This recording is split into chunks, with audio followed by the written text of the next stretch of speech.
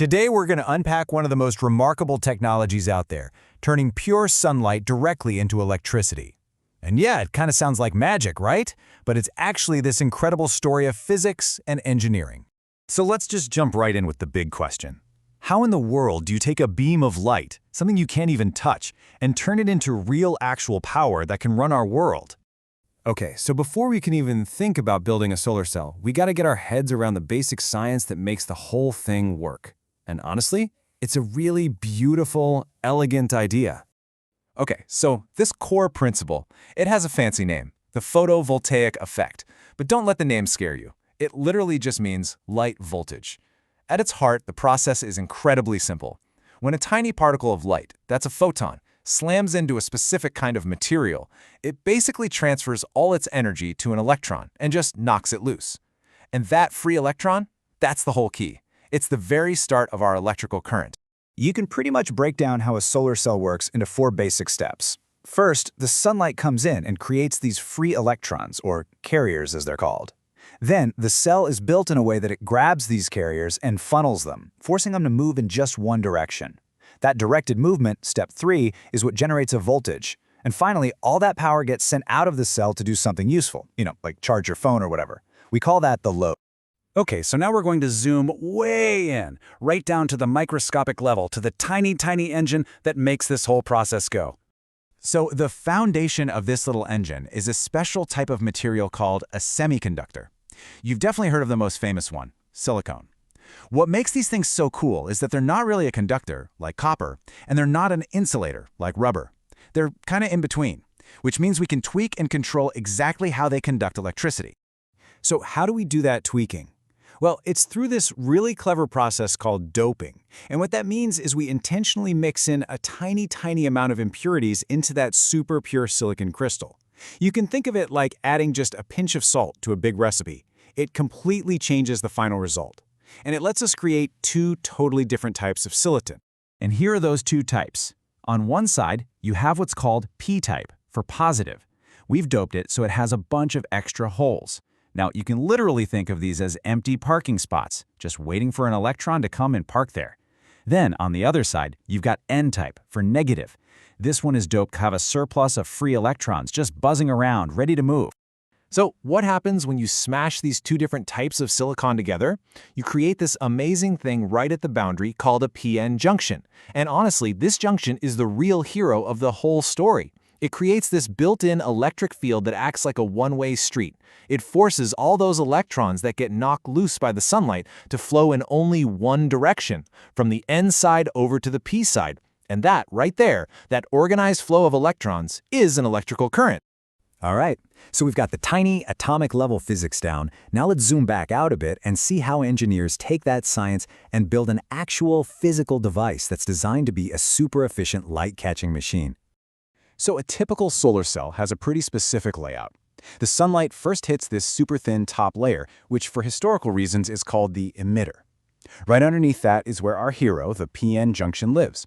It's placed really close to the surface, to be right where the sunlight is strongest. And then below that, you've got a much thicker layer called the base, which is there to soak up any light that made it through the top. And those grid lines you see on top, those are the metal contacts that just scoop up all that current.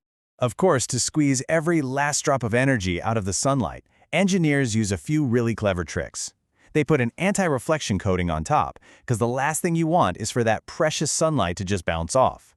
Then the surface itself is often textured with these microscopic pyramids.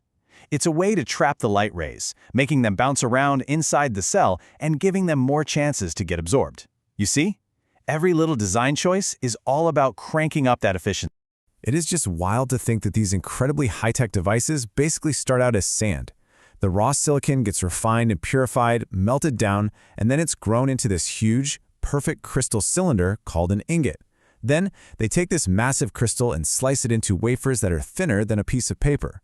Finally, those wafers go through all the other steps, the doping, the coatings, all of it, to become a finished solar cell. Okay, so one of these cells on its own, it doesn't really produce a whole lot of power. To do anything useful, we've got to scale things up. So let's see how we go from these individual cells to a whole system that can power your house.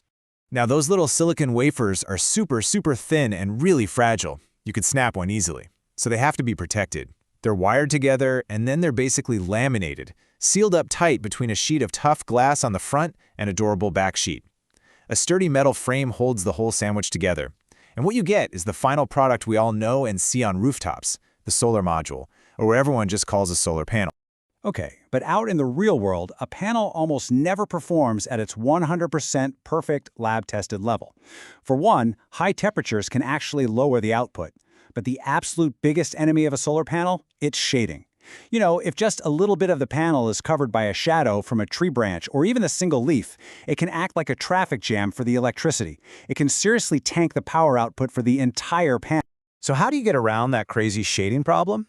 Well, engineers came up with a pretty slick solution, a little component called a bypass diode. The easiest way to think about it is like a detour on a highway.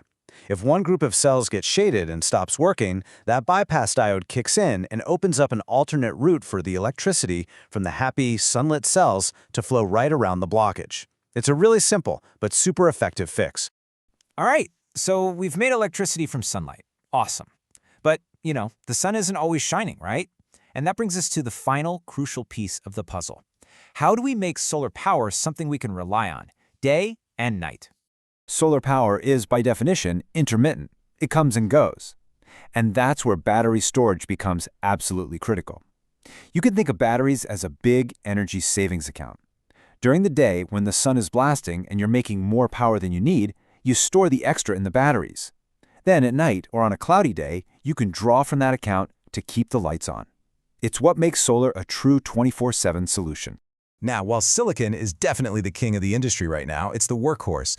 The future of solar is looking incredibly diverse. Scientists are experimenting with a whole bunch of other materials. You've got things like cadmium sulfide, which is great for flexible, thin film panels. Then you have others which are made from materials that are super common all over the Earth, which could make them way cheaper than silicon someday. This is where all the exciting new research is happening, developing the next big thing in solar tech. So let's just wrap up with this thought. The whole journey, from a single grain of sand to this intricate machine that creates clean energy from nothing but light, it's honestly one of the most incredible achievements of modern science. And it really makes you wonder, right? If we can figure out how to do that, what other amazing transformations are out there just waiting for us to discover?